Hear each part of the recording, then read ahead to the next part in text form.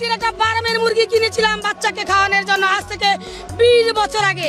সেই ফার্মের মুরগির গন্ধ নাকে বয়ে আমার আজও বেড়ায়। তাই আমি কিন্তু দেশের প্রাথমিক শিক্ষক সমাজের বাস্তব অবস্থা তুলে ধরতে গিয়ে আলোচনার কেন্দ্রবিন্দুতে চলে এসেছেন চাঁদপুরের হাজীগঞ্জ বালিকা সরকারি প্রাথমিক বিদ্যালয়ের সিনিয়র সহকারী শিক্ষিকা শাহিনুর আক্তার শ্যামলী।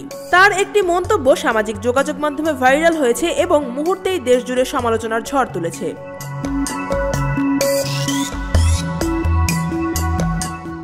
ঢাকায় শিক্ষক আন্দোলনের সময় শাহিনুর আক্তার বলেন, বাচ্চাকে খাওয়ানোর জন্য 20 বছর আগে একটি ফার্মের মুরগি কিনেছিলাম। আমরা শিক্ষকরা তৃতীয় শ্রেণীর কর্মচারী।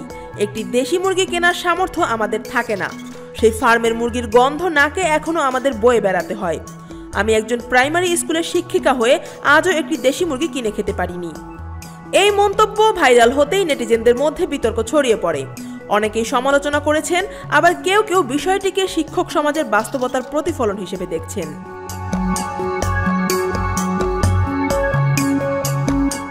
তবে অনুসন্ধানে দেখা গেছে শাহিনুর আক্তারের পরিবার সচ্ছল। তার বড় ভাই ঢাকা জগন্নাথ বিশ্ববিদ্যালয়ে কর্মরত, ছোট বোনও চট্টগ্রামে একটি প্রাথমিক বিদ্যালয়ের শিক্ষিকা। নিজের নামে হাজীগঞ্জ বাজারে 5 তলা বাড়ি রয়েছে। এছাড়াও শিক্ষকতার পাশাপাশি তিনি একটি বিউটি পার্লারও পরিচালনা করেন।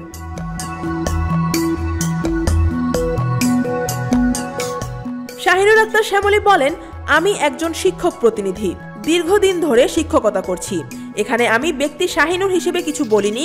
আমি বলতে চেয়েছি আমাদের দেশের শিক্ষক সমাজের কষ্ট, তাদের সীমাবদ্ধতা ও বঞ্চনার কথাই তুলে ধরেছিলাম।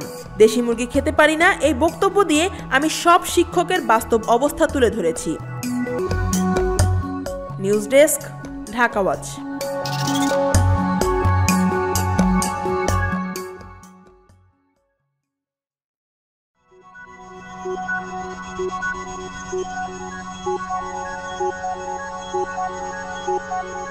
Thank you.